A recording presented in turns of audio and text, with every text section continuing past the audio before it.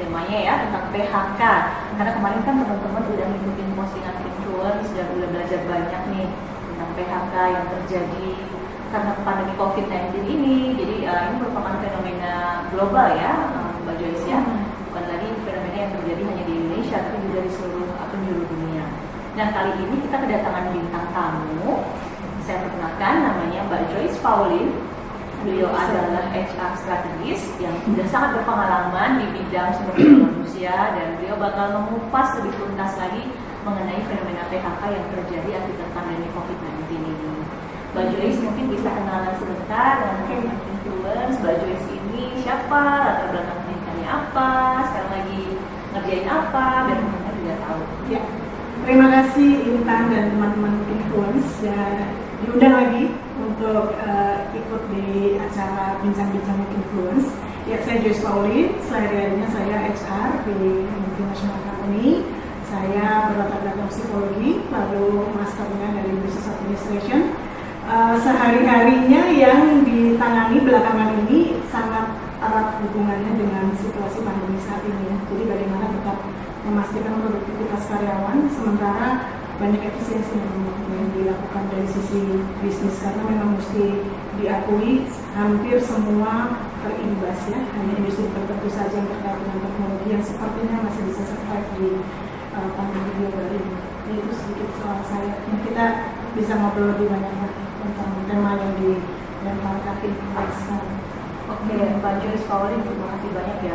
Ini kan kemarin ketika influence mengangkat tema tentang PHK, dan influence juga nge-share di postingan Instastory ya.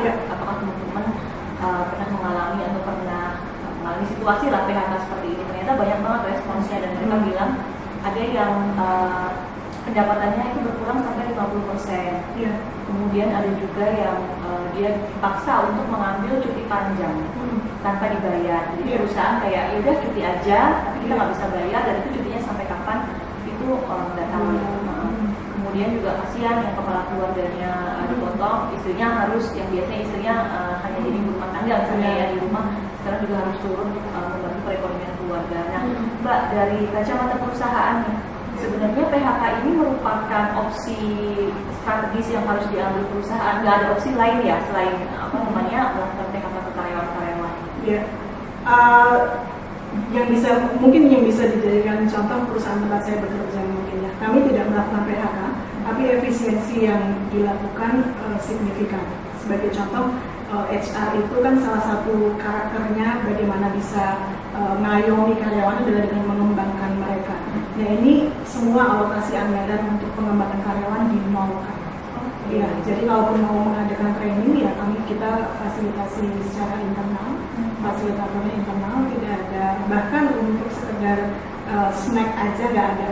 Ya, karena juga delivery-nya kan juga sekarang secara online ya, jadi kami menggunakan media yang nggak face to face gitu, fasilitatornya ada di ruangan meeting sendiri, terus pesertanya nyebar mengakses materi training dari laptop atau komputer masing-masing gitu ya.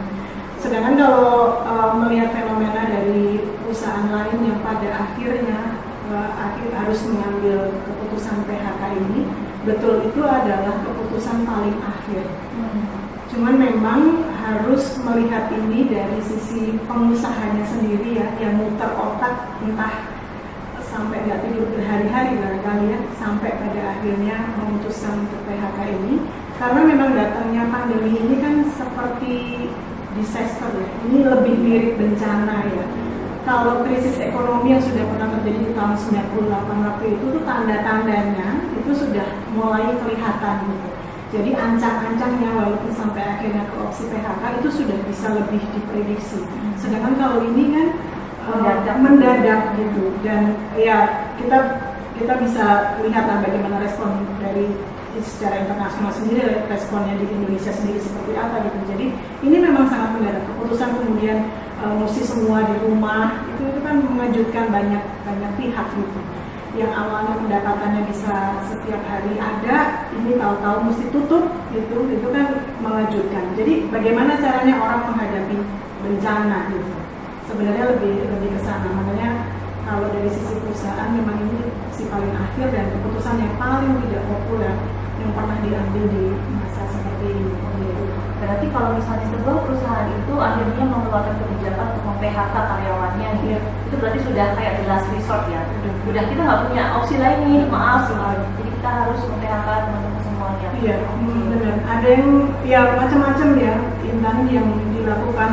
Ya pasti yang paling besar itu kan biaya rutin yang sifatnya operasional harian ya.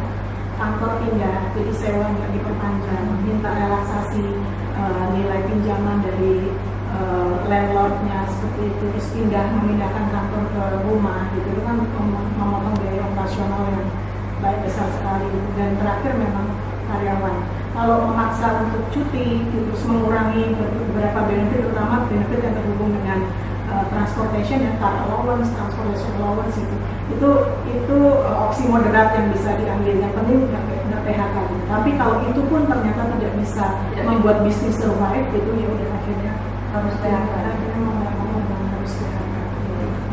Mbak Joyce, ini kan memang mau tidak mau ya, kita juga harus berempati dengan teman-teman yang menjadi korban PHK maupun teman-teman yang status aplikasi lamaran pekerjaannya digantung, ya kan, karena banyak perusahaan yang freeze, mereka tidak mau rekrut karyawan baru.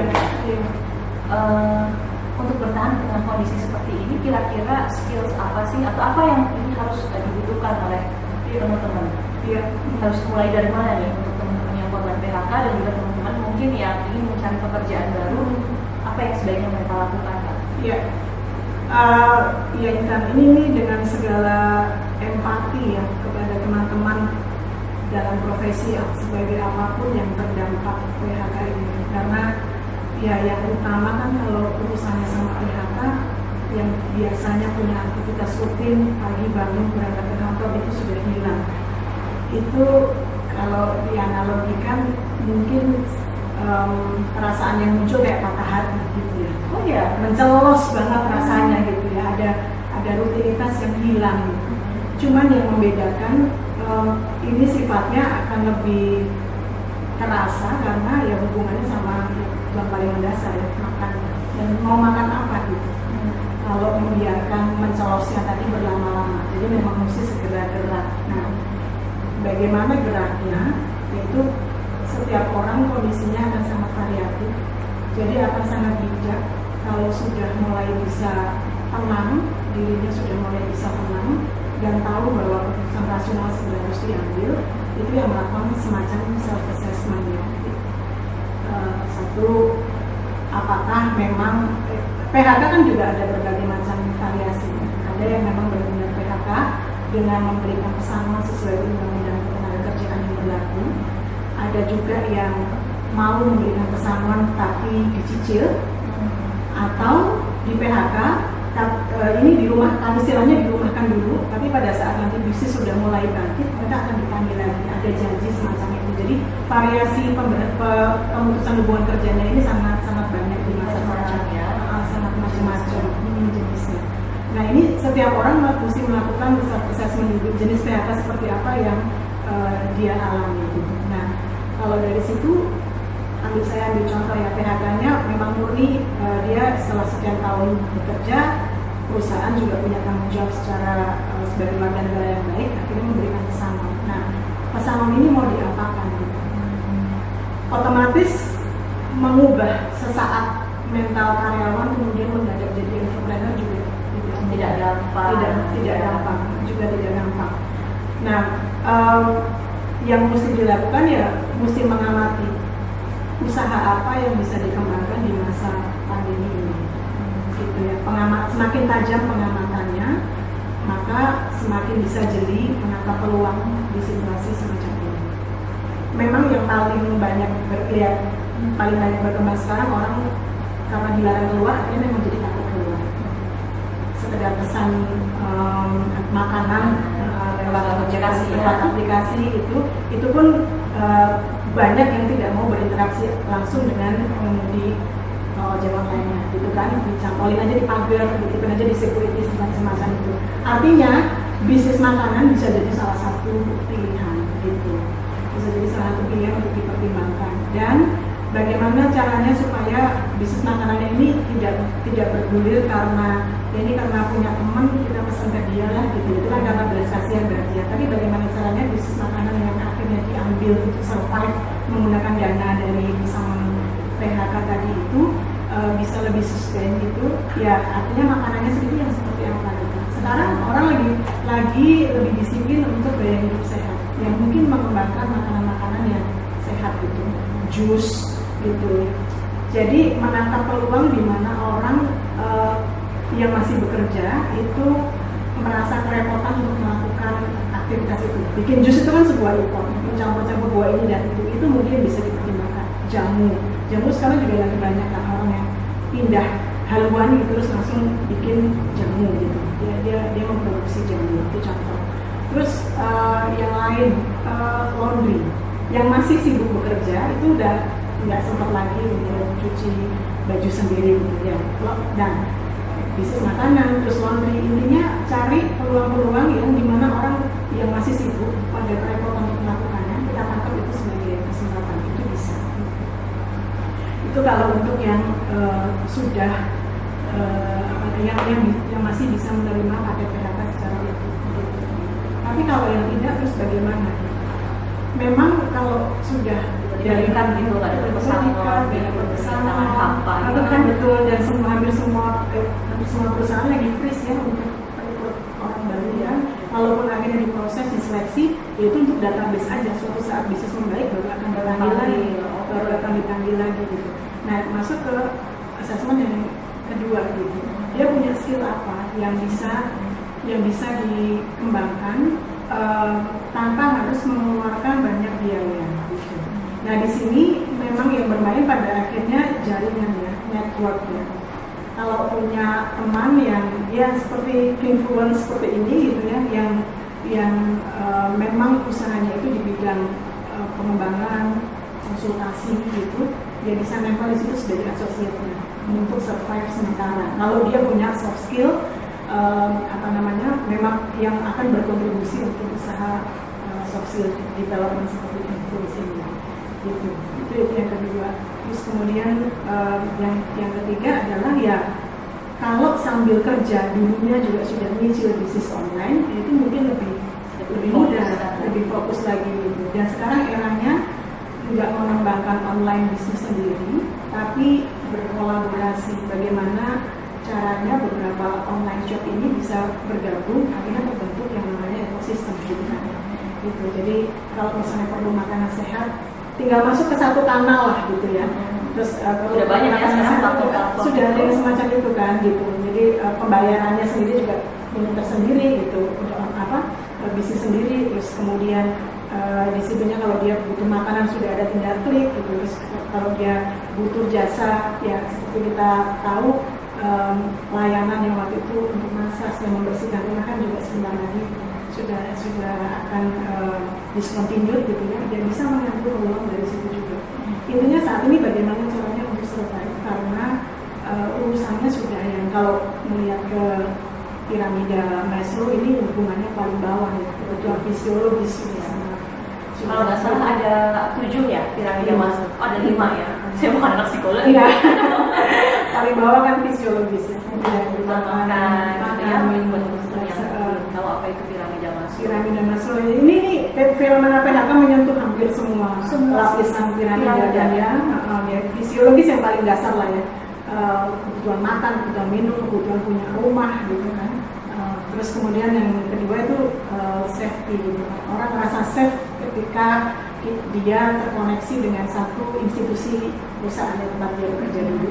Sense of belonging juga ya. Merasa dia bagian dari sebuah yang gitu. Penghasilan setiap bulan itu kan juga sebuah rasa aman gitu, rasa secure dengan itu. Terus kemudian yang berikutnya adalah love atau ya itu tadi merasa terkoneksi gitu. Kalau udah di PHK ada beberapa orang yang punya geng di kantornya kan gitu, nggak ketemu sama geng lagi rasanya geng makan siang, geng gibah berjamaah, macam-macam geng itu akhirnya nggak ada lagi gitu kan. Terus geng ini yang barengan omprengan gitu, itu kan ada geng juga kan. Biasanya kalau dia nebeng bareng di satu mobil, bahkan geng naik kereta komuter lain Ya, itu rombongan istilahnya, rombongan kereta. rombongan Ya, kereta sampai ada klub arisannya. Nah itu piramidal love itu juga akan mengalami krisis gitu karena hilang koneksinya dengan orang-orang itu gitu.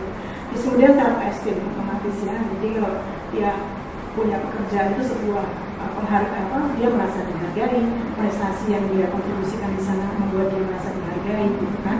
Terus kemudian pujian dari atasan itu akan hilang gitu. Jadi esteemnya juga nggak akan terpenuhi. Dan yang paling tinggi ya self actualization, dia tidak merasa bisa mengaktualisasikan diri dari sekian tahun pendidikan yang sudah dia lalui. Terus rasanya kayak dia merasa tidak menjadi orang yang berguna ya Pak ya. Hanya gara-gara PHK ini mungkin nggak pekerjaan. Nah mengingat itu karena ini hubungan paling kritisnya dengan yang paling bawah ya, fisiologis. Kalau nggak gerak kan nggak makan ya. Iya, jadi ya saya pengen memberikan contoh itu ya, waktu saya dulu sempat ceritakan di sama Intan, waktu dulu saya sempat jadi dosen itu di depan kampus itu ternyata penjual lotek yang paling laris itu dulunya adalah karyawan bank gitu, dengan posisi yang sudah lumayan sebenarnya. Tadi 98 ada krisis moneter ya, beberapa bank likuidasi termasuk bank tempat beliau bekerja gitu. Jadi baju yang dia pakai pun masih baju kayak mau ke kantor, tapi bedanya pakai sandal jepit gitu, tapi dia ngulek jual lotek. Nah itu bisa dibayangkan ya, dia benar-benar kayak terjun bebas gitu. Cuma ya dia melakukan itu dengan ikhlas karena kalau nggak gitu anak-anaknya nggak sekolah, keluarganya nggak makan gitu. Terus contoh lain juga ada PHK di masa itu juga membuat seorang kepala keluarga akhirnya kehilangan pekerjaannya. Akhirnya yang tadinya ibu rumah tangga, istrinya berbisnis catering, dan untuk memangkas biaya operasional suaminya yang mengantarkan makanan-makanan pesanan itu ke rumah-rumah para pelanggannya gitu. Jadi gengsi mesti dibuang jauh-jauh, ya. Dibuang jauh-jauh, bahkan untuk ngetok pintu ke ya contohnya tadi teman di jaringannya yang punya usaha konsultan gitu ya. Ngetok pintu itu kan nggak semua orang bisa dengan mudah melakukannya ya. Ada yang harus melupakan ego, atribut dan ego ya. Iya. Benar-benar bilang saya butuh bantuan, saya seperti ini. Jadi memang kita tidak boleh malu ya. Tidak boleh malu. Lagi masanya untuk nggak bisa pilih-pilih dulu untuk saat sekarang ya, karena bisnis pun sedang tidak punya banyak pilihan untuk mempertahankan ataupun melepas karyawan gitu. Itu satu contoh lagi ya itu dia memang petugas security di sebuah bank. Terus kemudian kalau dia jam kerja normal itu sampai jam 5 dia jadi satpam. Terus kemudian pulang ganti baju terus dia jadi tukang parkir. Sekarang kerjanya cuma tinggal jadi tukang parkir karena sebagai security officer di pabrik dia di PHK juga. Akhirnya di jam yang harusnya dia menjadi petugas security ini dia pakai untuk menjadi ojek online. Nah itu kan biasanya berseragam, sekarang seragamnya beda sih, tapi dia jadi tukang ojek gitu. Ya kemampuan beradaptasi dengan lincah dan tahu prioritas bahwa ini keluarga harus makan, dianya sendiri pun harus terus gerak gitu. Karena ya kadang-kadang kesempatan datang justru pada saat kita bergerak gitu. Oke, jadi memang tantangannya mungkin buat orang-orang yang biasa bekerja di kantor ya, merasa sudah nyaman, kemudian di PHK memang harus benar-benar melakukan self-talk, self-assessment ya bagi diri sendiri, dan harus membuang jauh ego ataupun gengsi. Karena yang penting kebutuhan dasar ini tercukupi dulu ya dari piramida tadi itu yang sama Mbak Joyce tadi. Iya. Dan juga untuk merubah mindset dari karyawan menjadi entrepreneur tuh, seperti yang tadi dibilang Mbak Joyce, untuk yang opsi pertama yang mungkin dapat pesangon, terus bingung nih ada dapat pesangon nih harus diapakan, mereka kemudian mencoba untuk berbisnis, tapi kan juga gak gampang Mbak untuk bisnis gitu kan, yang biasanya kerjanya sudah jelas gitu kan, 9 to 5, ini job desk-nya seperti ini, kemudian setelah harus bisnis, membuat sebuah produk, memasarkan, belum nanti kalau teman-temannya minta harga teman kalau misalnya dagangannya diterima nggak apa-apa, kalau misalnya enggak dia juga harus memikirkan itu juga kan. Iya. Tentu saja itu selalu mesti ada timeline-nya ya kalau mau mencoba sesuatu yang baru sendiri gitu.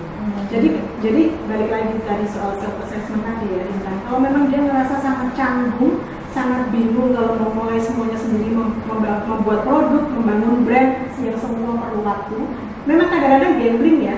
Jadi sekali bikin produk ternyata direspon positif gitu, selaris gitu. Ada yang begitu gitu. Tapi kalau bisnisnya sudah saingannya memang sudah terlanjur banyak, bagaimana membuat ini dengan sangat personal itu kan sebuah tantangan tersendiri juga. Pakai timeline gitu.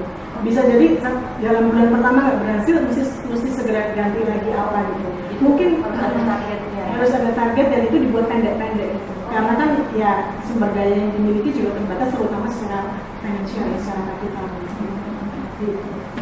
Ya, mudah-mudahan teman-teman yang sekarang juga lagi bingung, mungkin yang berada di kondisi PHK, sedang bingung mau ngapain, tadi mungkin tips-tips dan saran-saran dari Mbak Joyce bisa dipakai, bisa didengarkan dan mungkin bisa dijalankan. Sebagai HR sendiri nih Mbak, ya kan? Karena kan kemarin ada beberapa teman-teman influence yang bilang, saya udah submit lamaran ke sana kemari, tapi nggak ada jawaban. Sebagai seorang HR, untuk mencari tenaga kerja di kondisi seperti ini kualitas utamanya itu apa yang paling dibutuhkan oleh perusahaan, Pak? Yang kira-kira lihat CV, oh saya mau nih anti ini sesuai banget sama yang perusahaan mau sekarang. Iya. Jadi biar teman-teman juga tahu. Iya. Sebenarnya kalau orang yang lebih cepat bangkit dari situasi sedang tidak ada pekerjaan itu sebenarnya dia punya waktu yang lebih leluasa untuk melihat lagi CV yang barangkali sudah sekian tahun lalu dikirimkan gitu ya, dari pekerjaan terakhir yang dia dapatkan. Nah, melihat lagi CV yang lebih catchy di mata recruiter ini saat yang tepat sebenarnya. Sekian lama bekerja, otomatis kan ada sebuah nilai tambah yang ada di dia yang bukan dia dapat dari pada saat dia kuliah atau sekolah. Nah, nilai tambah itu yang mesti ditonjolkan di bagian pertama CV. Update foto pastilah ya, foto yang terkini. Tapi sesudah yang lebih detailnya nanti bagaimana membuat CV yang menarik tentu saja. Tapi yang pasti adalah skill yang menonjol dari profesi dia yang paling bisa dilihat pertama kali oleh recruiter itu apa. Kalau misalnya dia pernah menjadi project lead di sebuah project yang diberikan oleh atasannya, itu ditonjolkan gitu. Terus kemudian di bawahnya diberikan deskripsi project ini berhasil, dinilai berhasil karena apa gitu. Itu di bagian awal CV. Terus kemudian hal yang lain yang dicari oleh recruiter di masa pandemi ini adalah ya bagaimana dia menonjolkan dirinya adalah bagaimana dia bisa kelihatan tangguh gitu. Jadi memang resilience karakteristik itu memang sangat dibutuhkan ya sekarang. Perusahaan nggak mau merekrut karyawan yang menye-menye ya istilahnya. Karena butuh orang yang sama-sama mau bekerja keras dan mau membangun perusahaan di tengah kondisi seperti ini ya. Orang-orang yang memang mau berjuang bersama-sama lagi istilahnya. Oke, jadi mungkin itu bisa jadi masukan juga buat teman-teman yang kemarin curhat ke influence bilang ya sudah submit lamaran ke sana kesini, kok belum ada panggilan, mungkin bisa dipercantik lagi CV-nya, ditonjolkan lagi hal-hal yang kira-kira memang itu bisa membuat perusahaan menjadi wow, memang ini anak dengan kompetensi seperti ini, dengan pengalaman seperti ini yang kita butuhkan. Oke, Mbak Joyce, terima kasih banyak nih, kita udah ngobrol-ngobrol panjang lebar tentang PHK, tentang bagaimana seharusnya kita melakukan self assessment, berubah mindset dari pegawai menjadi entrepreneur, juga bagaimana membuat CV yang lebih bagus lagi. Semoga nanti teman-teman yang menonton podcast ini juga menjadi terinspirasi. Kalau ada pertanyaan lebih lanjut nanti bisa langsung aja DM ke Instagram Influence atau masukkan di kolom komentar YouTube-nya Influence. Terima kasih banyak Mbak Joyce sama-sama. Kita ketemu lagi nanti dengan topik bahasan yang lebih menarik lagi ya. Bye.